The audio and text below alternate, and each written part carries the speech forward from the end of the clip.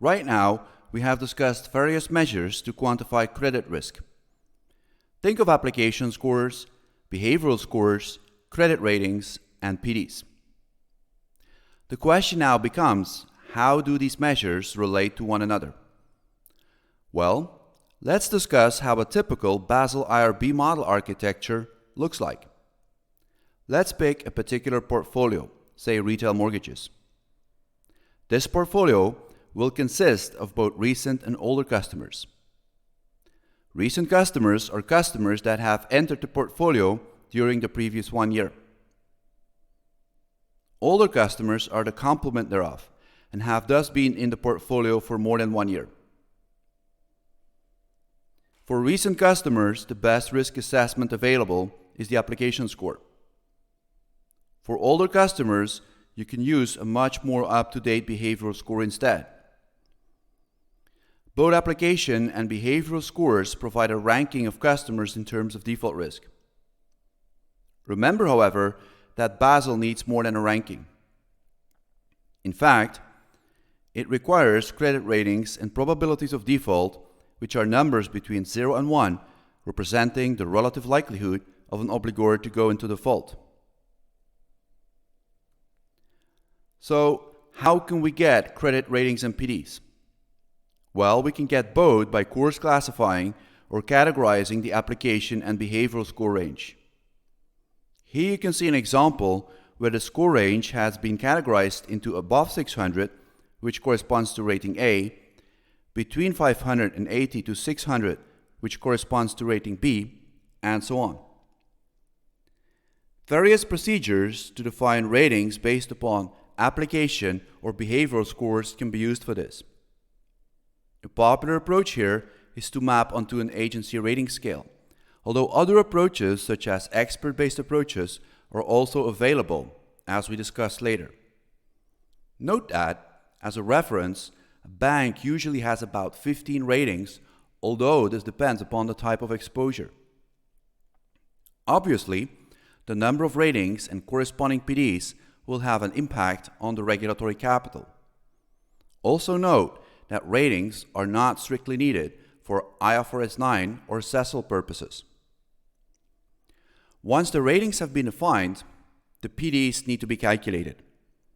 Remember, the PD needs to be calculated using at least 5 years of historical data. It is based on first inspecting the 1-year default rates per rating. As an example, the 1-year default rate for rating AA is calculated as the ratio of the number of obligors with rating AA at the beginning of the given time period that defaulted during that time period and the number of obligors with rating AA at the beginning of the given time period.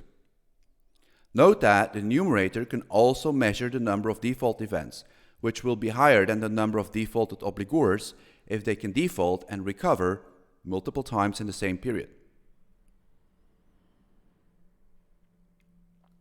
Once the default rates have been obtained, the question becomes how we will extrapolate the future 1-year PD. This is also referred to as calibrating the PD. It will be based upon these historical 1-year default rates, but also upon our expectations about the future.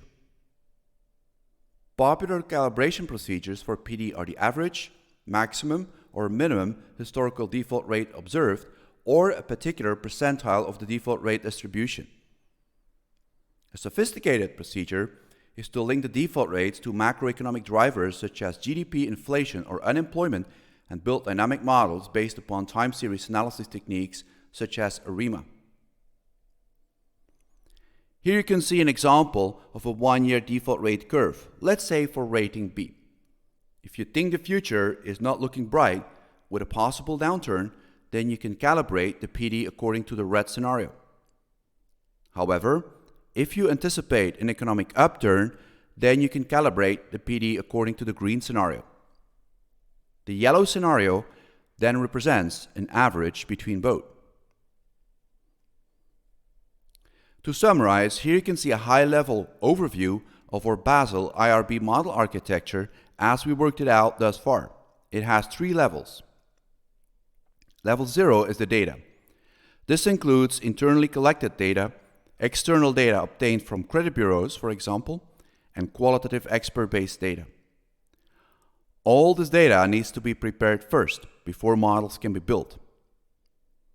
Level 1 is the credit scoring level. Here you can find the application and behavioral scorecards that provide a good ordering or discrimination of obligors in terms of their default risk. These scores are then used at level 2 to define credit ratings and do PD calibration. This credit risk model architecture will serve as a blueprint for our discussion on PD, LGD, and EAD model development. We will also use it when talking about model validation, such as backtesting and benchmarking, and for stress testing.